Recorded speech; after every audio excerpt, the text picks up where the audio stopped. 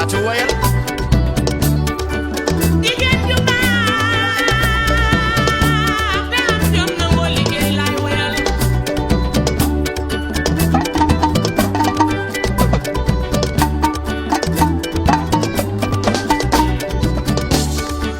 jigéen ju baax am jom nangoo liggéey man laay wayal ñooñu ñëw jigéen ñaa ngi biro yaa jigéen ñaa ngi kër ga toog di nam njaboot gi jigéen ñaa ngi marché yaa di jënd ak a jaay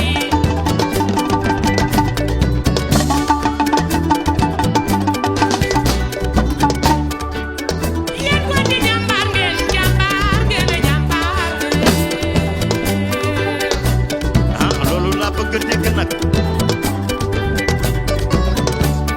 yéen góor ñi jàmbaar ngeen dëgg la sax ni jàmbaar lu ma la waxoon yéen góor ñi jàmbaar ngeen dëgg la sax ni jàmbaar ngeen xam nga ko ngeen demee ba jaaxle jigéen ñaa leen di dëbal ngeen demee ba jaaxle jigéen ñaa leen di xelal ñoo leen di toppatoo di dalal seen xel di leen napp nappee ñoo leen di toppatoo di dalal seen xel di leen bëgg bëggal bu suuf seetee baalu ne seen ndaw cuuraay la kili loo ca wax bu suuf seetee baalu ne seen ndaw cuuraay la kili loo ci wax ñu wodoo sëri weex takk suñuy fer jaagar jaagare ñu wodoo sëri weex takk suñuy fer jaagar jaagare jàll ci seen ginnaaw di leen raay ba seen xel yi dellu si jàll ci seen ginnaaw di leen wax lu ne xel yi dellu si Sénégal man maa ngi laaj yéen ana ku ko yor da ngeen ami seen ñu ami seen point final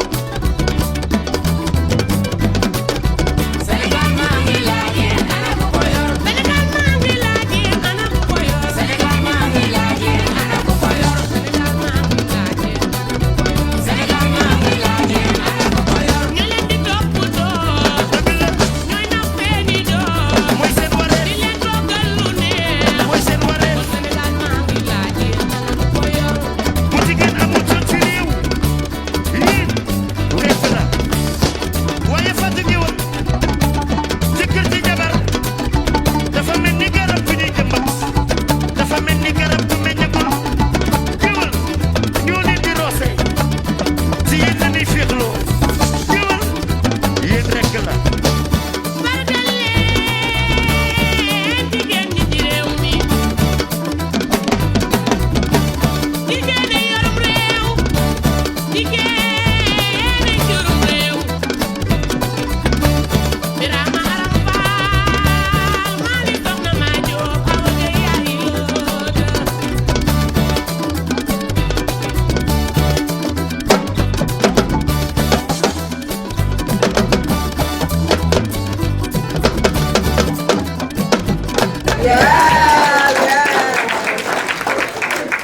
Thank you. We are already late because, life happens. Fashion crisis today. But we're going to get right into it. And so I'm honored to be here. The theme for this year is Give to Gain. And there are so many interpretations of that. And while you are in the program today, you would notice from the speeches, from the performances, from poetry through poetry, fashion, and what, that there's different ways that people interpret give to gain. It means different things to different people, and we are here today to share what it means to each and every one of us. What does that mean to you? When you hear give to gain, what do you think? One thing I know for sure is women are the biggest givers in the world. I don't need statistics to tell me that. We give more than things. We give ourselves to nurture our families. We give to our organizations. We give to the people that we love and care about. And so today, I think we should, as we're giving, we should remember to receive love, receive care, receive celebration, receive smiles, receive community from your sisters. So we start our day by welcoming, calling on to the Vice President of the Senegambia Women's Association, Mrs. Gail Khan, to come and give us the welcoming remarks. Assalamu alaikum wa rahmatullahi ta'ala wa barakatuh. Good evening, everybody. Today we gather to celebrate International Women's Day 2026, a day dedicated to honor the strength, resilience, and achievement of women across the world, and especially within our community. As the Vice President and future President of the Senegambian Association, I am deeply honored to stand before you today among such powerful and inspiring women. This year's theme, Give to Gain, remind us a powerful truth. When we give, whether it's our time, support, knowledge, or kindness, we gain so much more in turn. International Women's Day is not only a celebration, it is also a call to action. Women are powerful, and when we come together to support and invest in one another, there's nothing we cannot achieve. Thank you.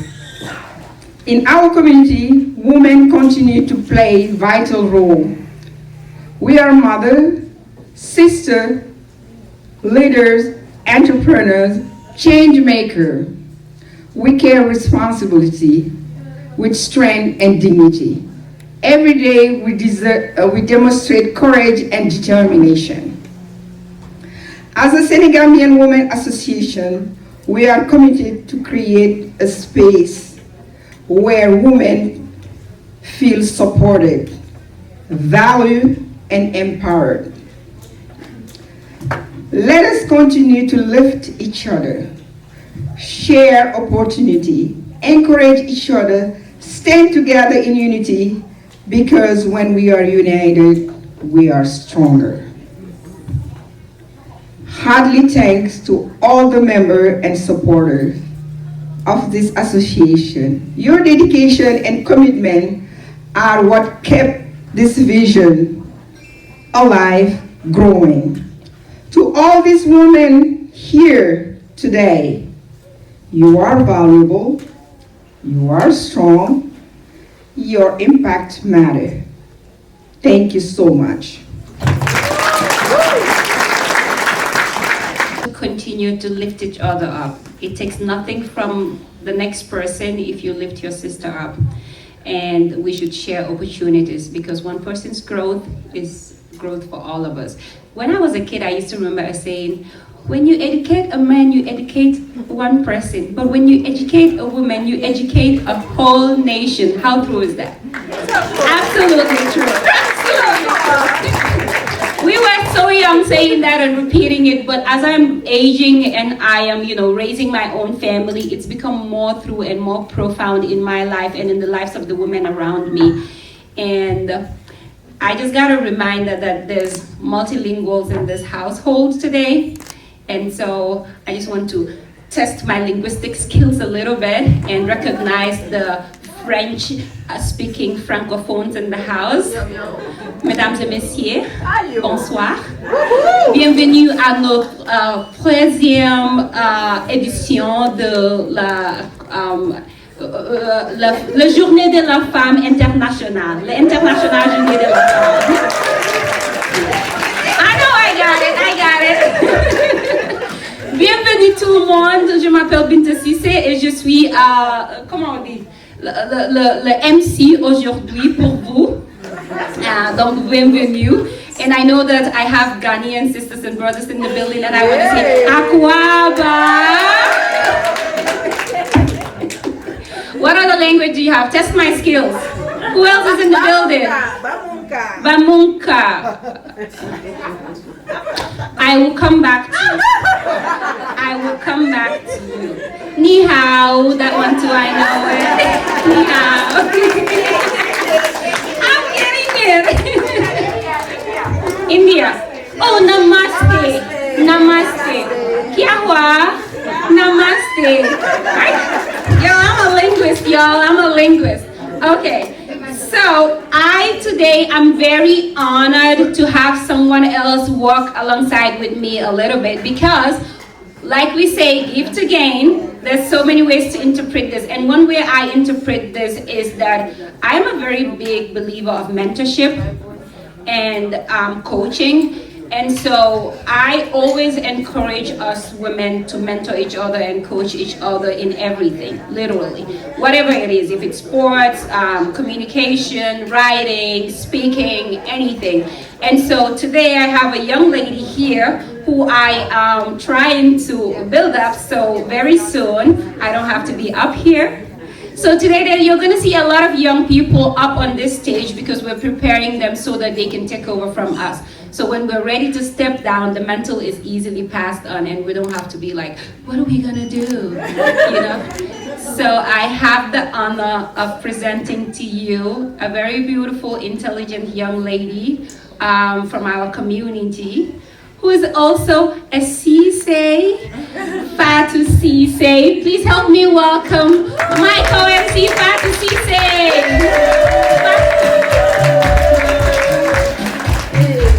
As everybody knows, thank you, Binta, for introducing me. My name is Fatou Cisse. I'm born and raised in Madison, Wisconsin. I'm a Gambian, like most of us are here. I'm very excited to co-MC with Binta tonight. I'm excited to learn some new things and, to have fun. Come here, you're not going anywhere. Because the next person getting on this stage and taking the spotlight is one of the young people that we're getting ready. Her mom has been in the leadership role in Senegambia Women forever. But like I said, we're stepping back. So we're getting them ready. So do you want to tell us who's coming up next? And what is she doing? We are having Fatou Jane recite a poem tonight by Sally Bajo, recite a poem by Fatou Jane for the Senegambia Women Association. So let's give a round of applause for Fatou Jane. Sally Bajo on the stage.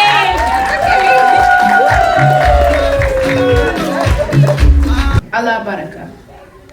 Dead on your feet, but rise, rise, you shall be like the sun that never rests. You are the river of the Fouta Jalan, flowing across the Atlantic, carrying our stories, your children, our dreams. In Madison, you build our home.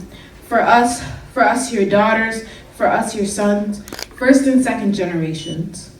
We carry Africa in our laughter, in our meals, in our care. You are the women who remember, who teach, who guide, who hold. You are the river, you are the wind, you are the spirit that does not break. Here we bring our stories, our hearts, our dreams, and you teach your children who we are, that we are strong, that we belong. We carry Africa in our laughter, in our meals, in our care. We carry Africa in our laughter, in our meals, in our care. You are the women of Senegambia, the rivers in history, yet shaping this city too, guiding your children so they may stand taller, speak louder, and claim their place. In Madison, you build more than homes. You build community, culture, hope, a place where your children can be fully seen, where our language and heritage grow strong in the heart of the city. We carry Africa in our laughter, in our meals, in our care. We carry Africa in our laughter, in our meals, in our care. Today, you celebrate yourselves, your sisters, your mothers, your daughters, and the promise you carry forward, that the African spirit, bright, warm, alive, will continue to shape this home and every home we create after. Because when Senegambian women rise, you lift your children, your families, and the city with us. Rise, Senegambian women, my dear mama, our mothers. Rise for Madison, Wisconsin. Rise for Africa. Rise for the children who follow.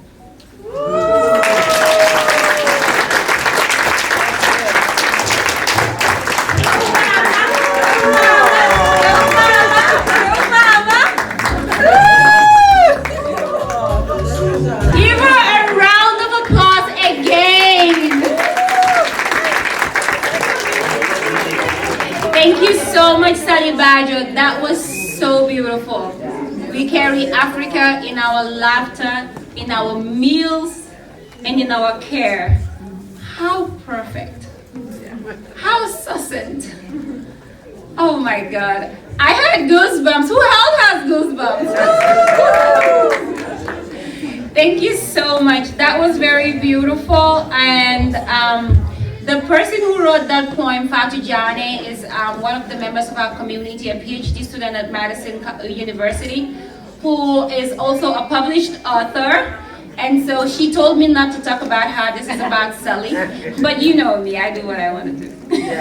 So we want to thank Fatou for those beautiful words, but especially we want to thank Sully for that beautiful presentation. I kept taking a video of her mom while she was talking, and I could see the pride and joy. That's the mama! The pride and joy all over her face. Thank you so much. So next we have the honor of inviting our keynote speaker. And I just want to recognize that her boss literally just walked into the building. And so I know she would want me to say that. The mayor of Madison is in the building, ladies and gentlemen. Welcome, Mayor Satya. Oh, nana, yeah. Y'a pas de temps pour mes contents. Man, jàmm ju neex du ma nekkee ba feetaan. Jotali ko sama oh la la. Ma tey di tàngal ci sa xol bi sama café tout le temps. Mi ngi def tawul sama yaram en passant. Ma yore volant bi di dawal aw ma temps. Waxtu bi ngay wax lu ñëw man maa ngi biir banque. Man dama busy la jël kële heure. I don't have time. On n'a pas de temps. On n'a pas de temps. On me bend le temps. On n'a pas de temps. Il y a pas longtemps, la jël devant. Décidé de farate qui pite leen ban. Am na partant, am na remplaçant. Montre bi kañ nga defaraat ko bu dee horloge la. Xamoo ci li ma nekk, je sais que tu mens. Maa ngi dundu àjjana, je passe du bon temps. Bu yeewoo waxal ma ko bye bye et bon vent. Man dama busy la jël kële heure. I don't have time.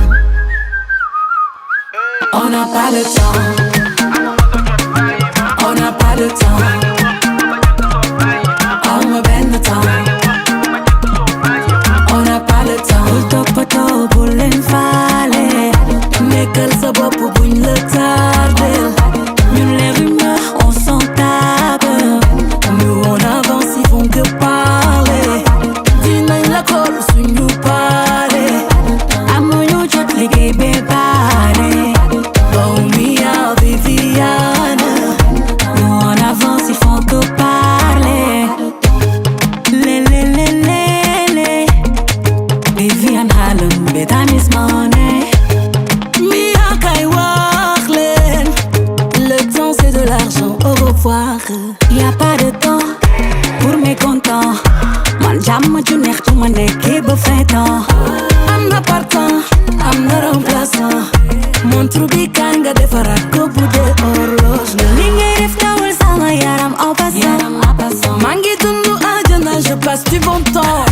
Waxtu bi ngay wax lu ñëw man maa ngi biir banque. Man dama busy la jël kële heure. I don't have time. On n'a pas de temps. On n'a pas de temps. On me bend le temps. On n'a pas de temps. Bul toppatoo bul leen faale. Nekkal sa bopp buñ la tardel. Ñun les rumeurs on s'en tape. Nous on avance ils font que parler. Dinañ la xool suñu pare. Amuñu jot liggéey bee pare. Oh mia Viviane. Nous on avance ils font que parler. Has been the deputy mayor of the city of Madison, Wisconsin since 2019, which is also the year that I joined the city. I remember as an intern at the beginning. I was just a fresh intern, fresh from college. And so, but she has been assisting with economic development, housing and human services. And This person has been he has more than a decade of experience in grassroots community engagement and program development, mentoring, monitoring, and evaluation work. This is something I can very much speak of. I sometimes wonder how she manages her schedule, because I literally see her everywhere at the same time, and I'm like, do you have a thing like, you know, who are the Potterheads, the Harry Potter fans here? You know, Hermione had something that would get her at the two different places at the same time. I thought our keynote speaker had something like that, because I didn't understand how she manages her time, and I'm still awed by that.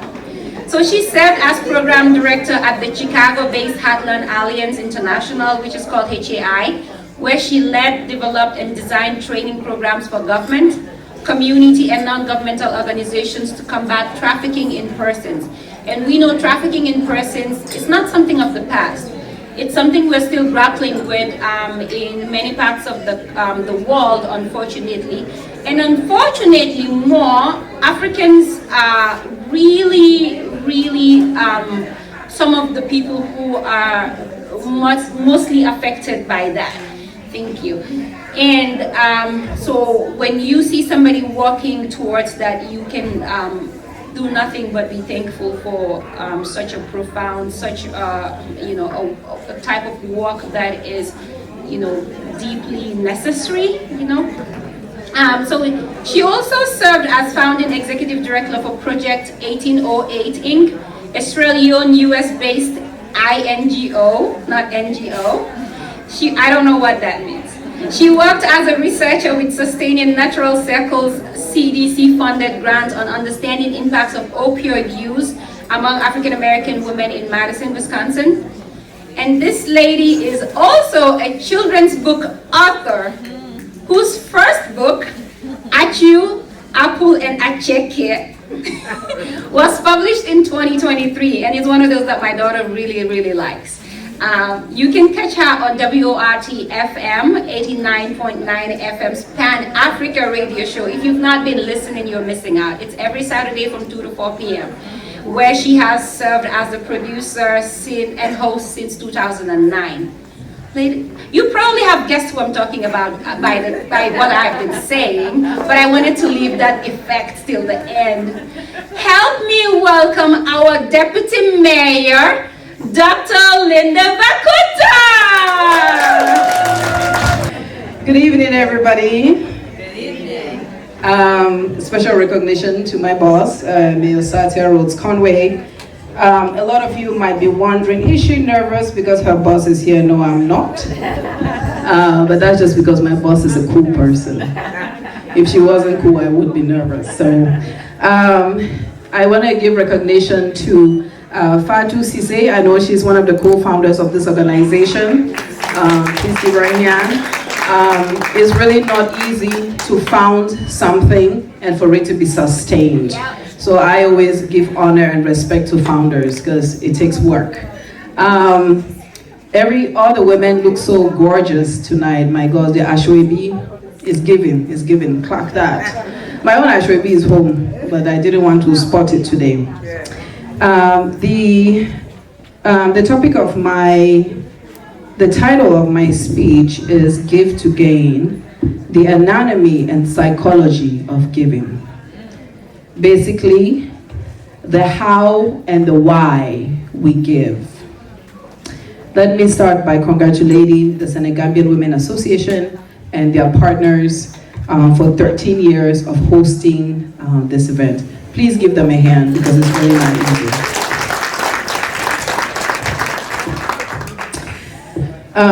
Thank you so much to the committee for thinking of me and inviting me to be the keynote today. I'm truly honored and I don't take it lightly. Today, I hope my remarks only serve as a reminder. I hope that nothing I say is absolutely surprising. And that one, it inspires you to assess and evaluate how and why you give. And maybe it will prompt you to modify how and why you give. So it might be a bit intellectual. For those who know me, often they see the DJ side, which is so please also expect that the DJ side may come out at some point. I don't know. But right now it's doctor talking, but randomly it might just pop up. Yes. See, I told you guys the DJ will come out. But I'm hoping to be very honest today in my speech. To be very frank, really. And so it might feel a bit more intimate than people would expect. At this point in my life, I am quite passionate about strategic giving. You see, last year in November, I had to finally admit to myself that I was burnt out. That is a big deal for any woman and for any African woman. For any African immigrant woman, it's a big deal to say, I am burnt out. It takes a lot of courage and somewhat humility too, right? Because you're saying, I can't do it all. If you have ever thought to yourself, I can do it, or shout amen. Yeah, I guess you didn't know I was a pastor too. So I know that a lot of women can relate when I say that it's difficult for us to admit that we're burnt out. And that's why I didn't have a problem talking about this in this room today. When I finally admitted that I was burnt out last November, I thought going to the motherland would help me.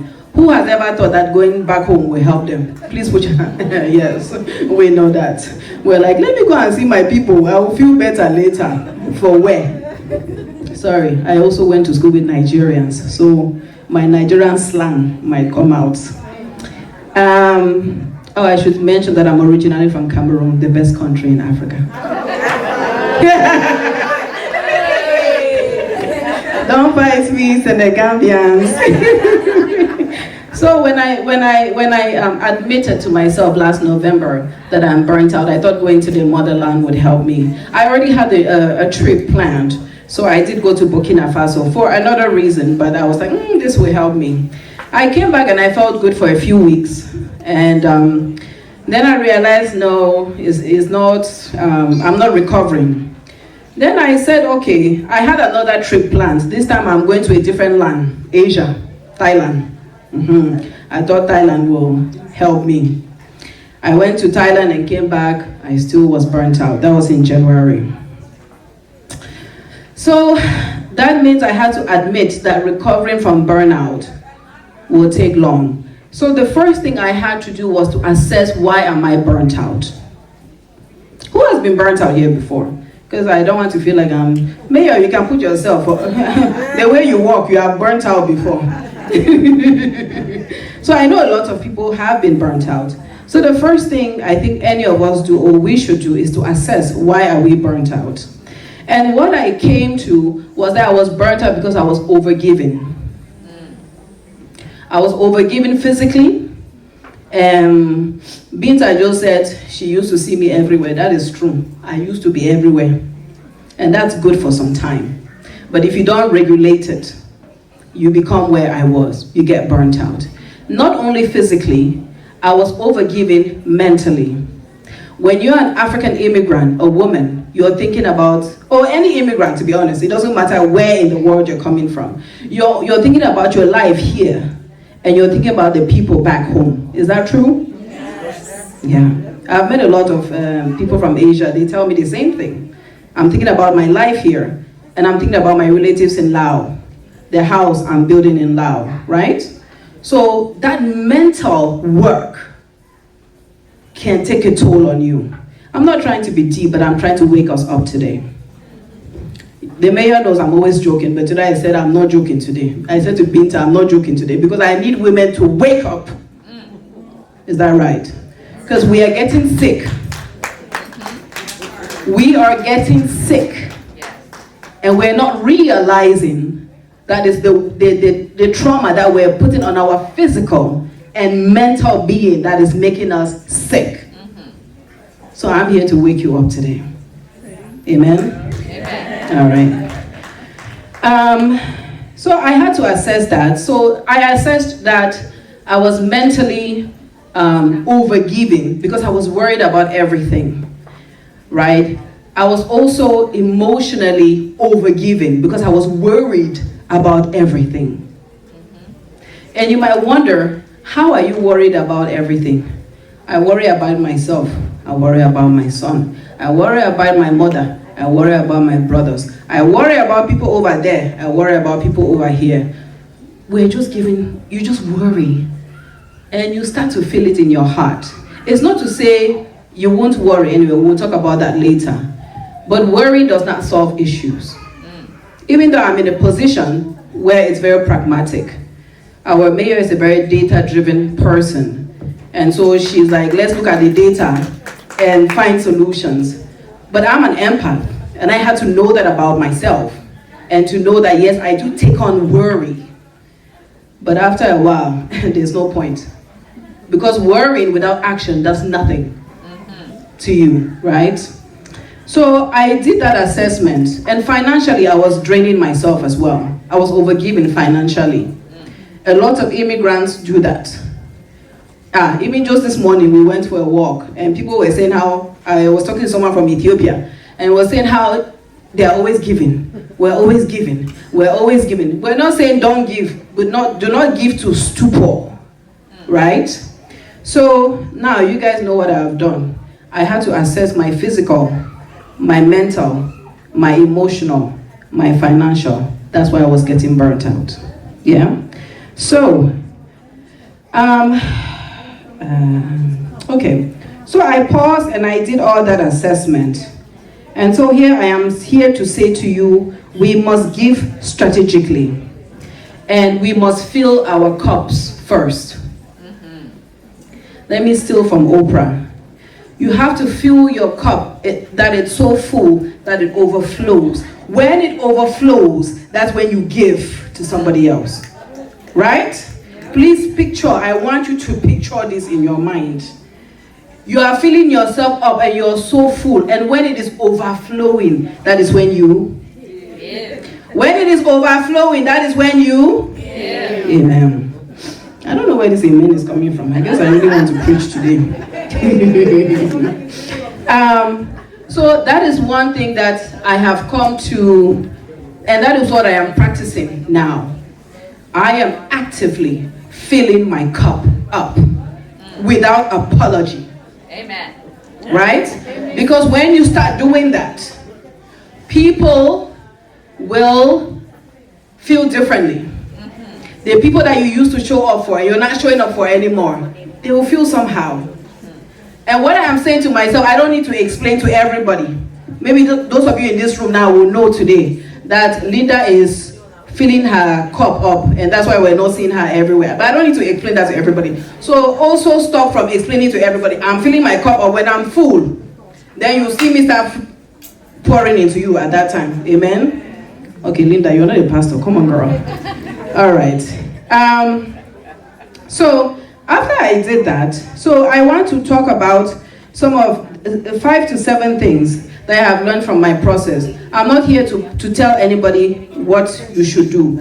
I'm simply here to reflect on what I'm doing, and hopefully you will pick 1 or 2 things that might be helpful to you, because your process might be different from my process. But my biggest thing today was to remind us women, because I'm not the only one burnt out. I'm seeing people in my circles burnt out. My number 1 goal is to say pause and think and assess your giving. That's my only goal. Now, any tools that I share today, if it's good, take it. If it's not, come up with something for yourself. So the first thing that I've just mentioned that I had to do was to take time out. And really, to assess where you feel like you're overgiving. It could be money, it could be time. Like for me, it was presence. I was running everywhere, both for my job and for personal things. Your talent, pro bono. Women tend to do a lot of services for free, which is great. But after a certain point, you need to start demanding that they pay you. You went to school to get the skill. They should pay you. You can do it for free for some time, but after some time, it's a no. Abi? That was Niger language. The other one is volunteering. I love that Binta said they are mentoring the younger folks. You don't have to keep doing it forever. Mentor young folks. so that they can take over from you, because you have other responsibilities. Because Binta is raising kids, so she cannot be running around the way our lovely sister here can run around. So you prepare in advance so that you're giving strategically. Relational and emotional labor. Women, we do that all the time because we're nurturers. If you have kids, you're putting that emotional labor. For me, I had to also think about my identity as the first daughter. Do we have any first daughters here? Ah, okay, Fatu. Oh, they made her too. Okay, Jackie. Oh, Binta. Ah, uncle, please, this is serious.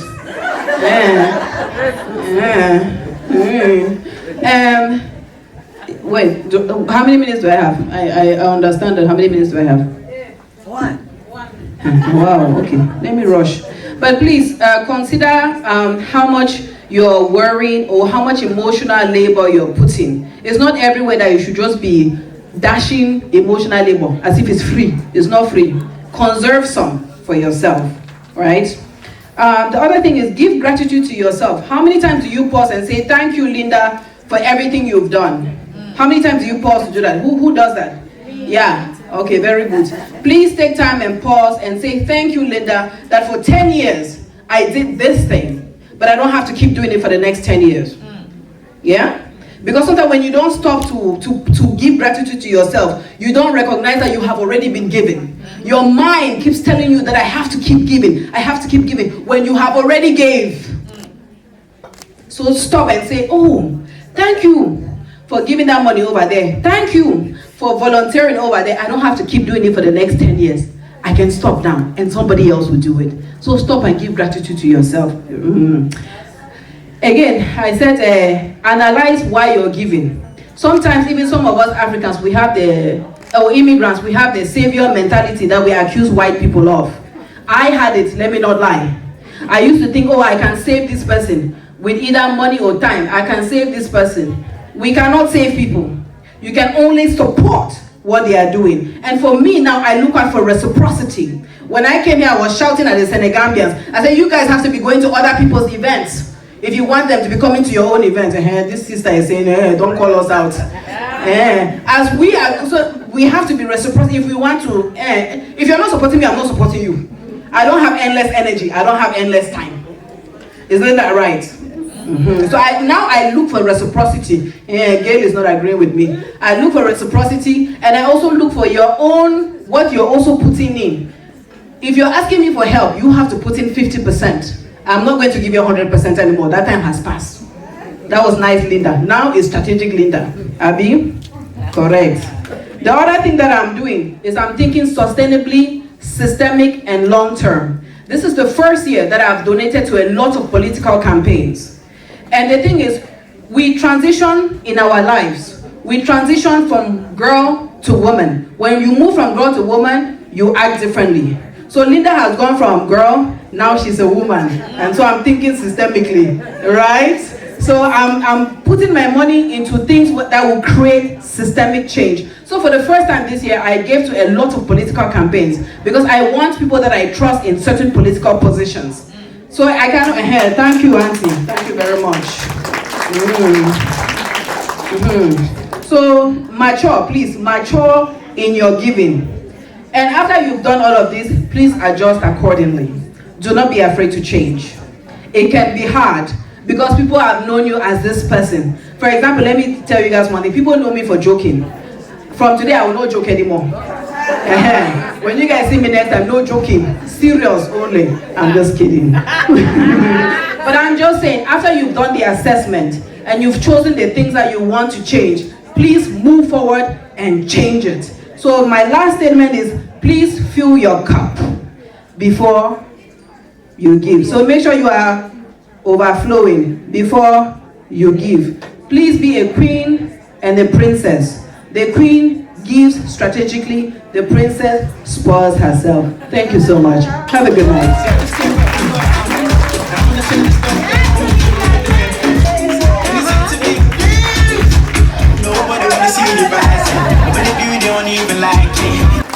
Also, I want to brag. That's my sister, y'all.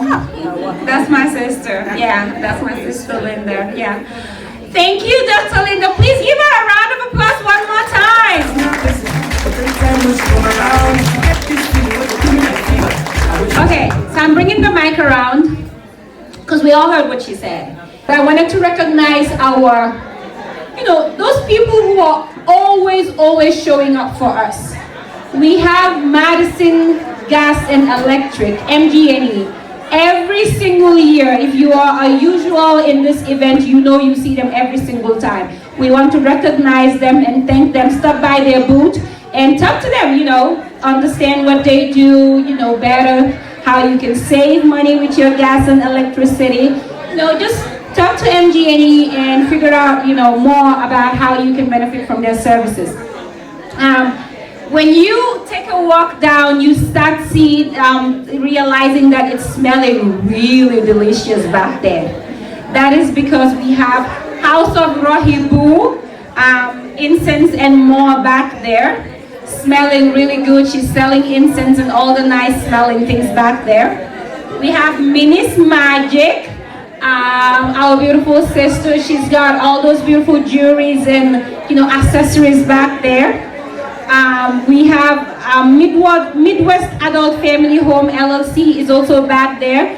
We have to recognize because they're doing a very good job, like taking care of the elderly of our community, because I have a strong belief that a community or a household without elders is kind of like a person without a head or a house without a roof.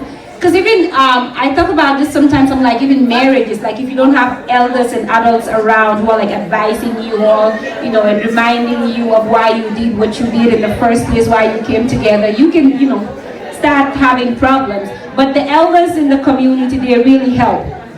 We have Kairosu Home Care, very similar. They've been doing the same thing for a while, taking care of the, the people in our community.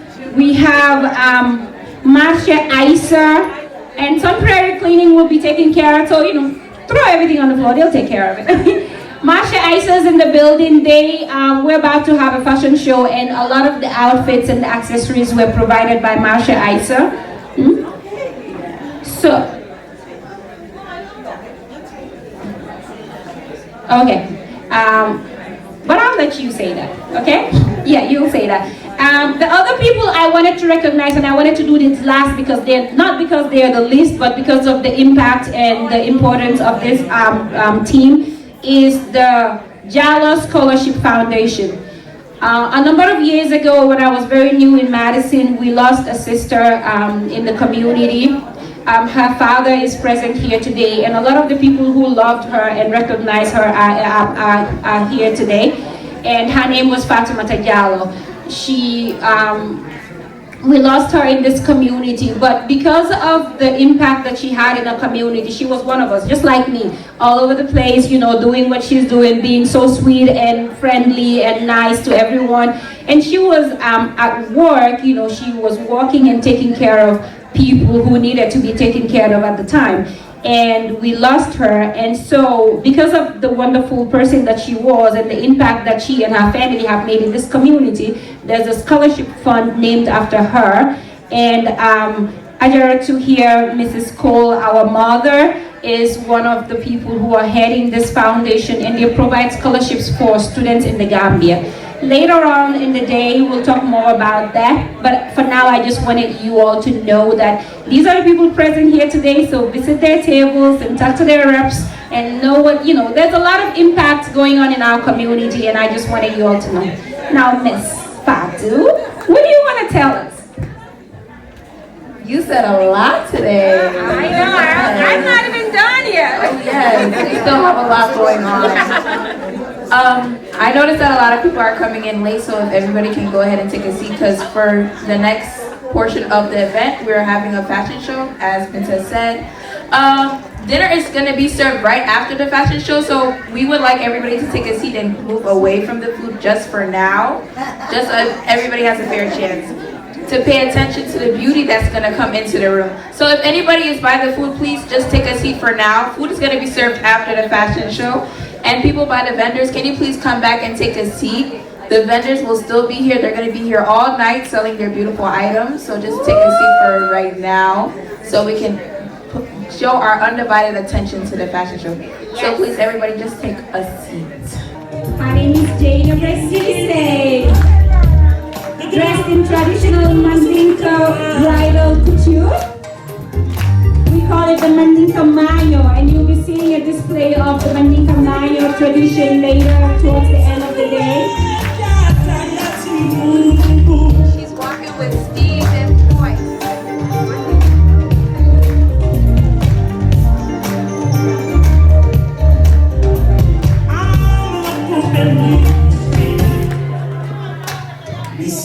And there is, whenever you see a Mayo, a Mandinka bride, she comes with something we call a silimbato. That is the sister that accompanies the bride to her bridal home for the first time. The outfit, it's called a gram bubu, and it's a tube.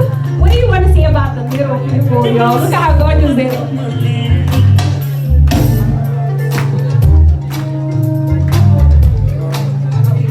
As you can see, the son is wearing the Yeti piece, the 3-piece kaftan.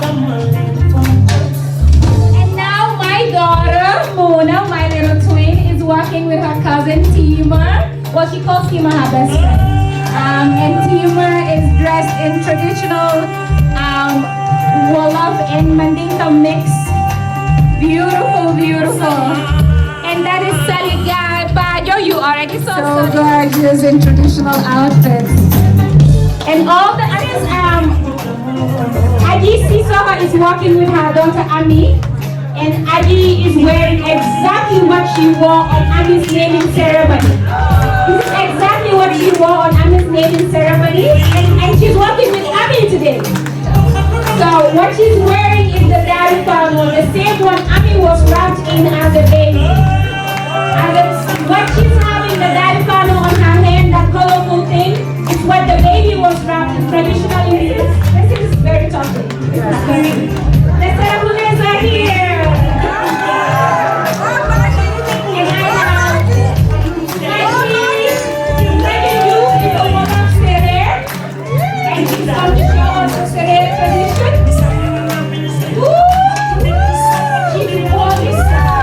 She's wearing number 6.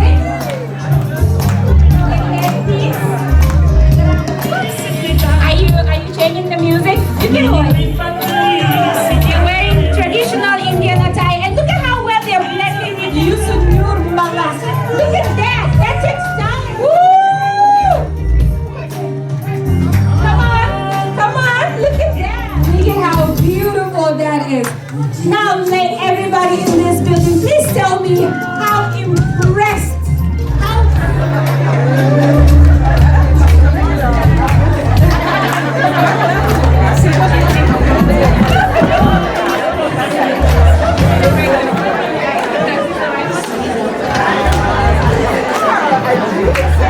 Please clap for them as they walk down the stage.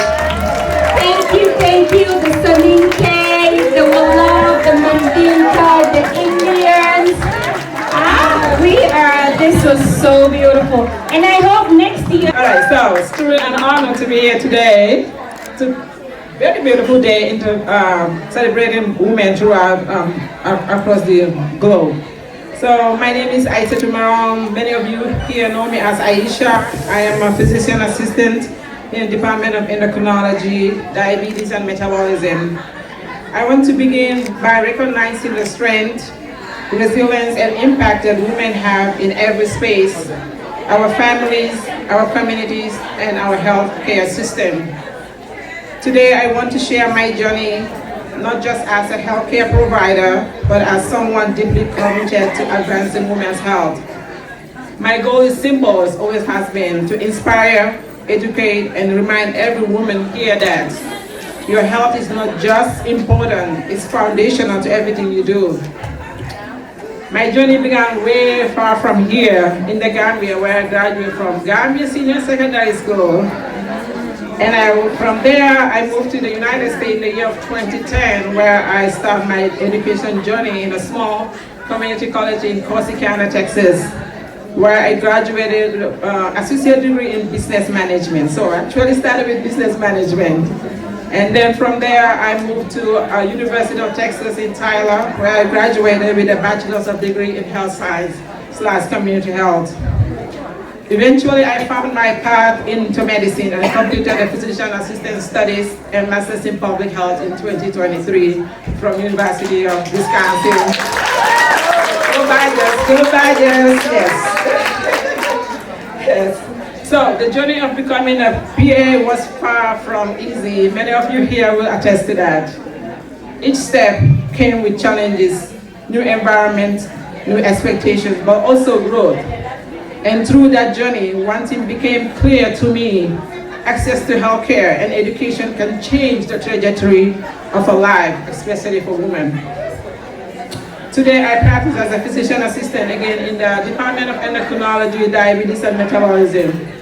In simple terms, I manage patients with type 1 and type 2 diabetes, patients with thyroid disorders, commonly hypo and hyperthyroidism, popularly known as Graves' disease and Hashimoto, and osteoporosis as well. So I want to take a pause here to just review some statistics when it comes to prevalence of diabetes in the United States and around the world. So this data was based on the 2023 data, and I took this from the American Diabetes Association website. Over 40 million Americans, or 12% of the population, are living with diabetes. Over 2 million Americans are living with type 1, including over 300,000 adolescents and children.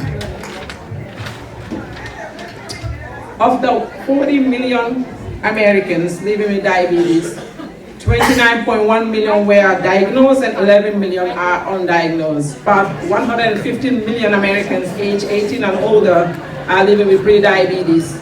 You can reverse that to become a non-diabetes A1C with lifestyle modification, diet and exercise. So globally, these trends are very similar globally or even worse in other parts of the world. About 589 million people, adults 20 to 75 years, are living with diabetes worldwide. I want to talk about something that we call diabetes-related complications. Very important here because diabetes is so prevalent, so everyone knows someone who has diabetes, to a point that as a provider, I feel like sometimes people don't take it seriously.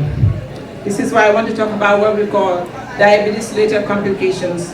There are three categories: what we call retinopathy, which is the diabetes eye problem, nephropathy, which is the kidney, and then neuropathy, which is the nerves.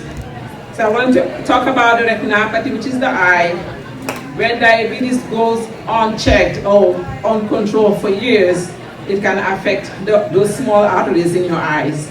This can lead to starting, you can have symptoms like blurred vision, and you can eventually have blindness from this. But again, it's reversible with making sure your diabetes is under control. And the other one is nephropathy, which is kidney disease. We've seen a lot of diabetes patients with chronic kidney disease, again, because of the destruction of blood supply to those kidneys. And then that's why you see patients end up having end-stage renal disease and end up being on dialysis. The other one is neuropathy. It's more of a symptoms such as numbness and tingling. And also patients with diabetes, when they have ulcers, it can get kind of complicated because healing becomes a problem. Again, it's the blood supply that's obstructed.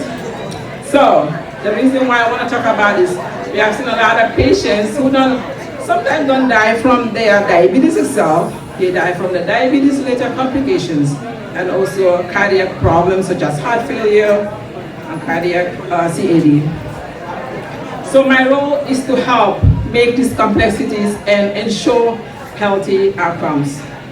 One thing I've learned in my practice is this: women's health is never just one thing, it's interconnected.